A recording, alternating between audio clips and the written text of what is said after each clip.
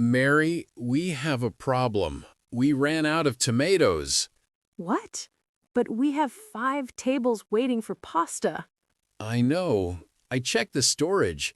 No tomatoes at all. Can we call our supplier now?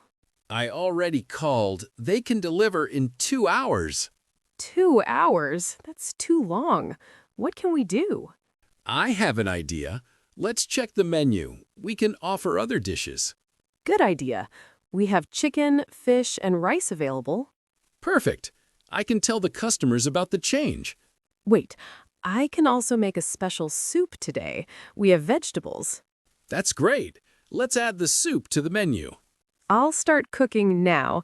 Can you talk to the tables? Yes, I'll explain the situation. They will understand. Thank you, John. Teamwork always works. You're welcome. Let's make this service great.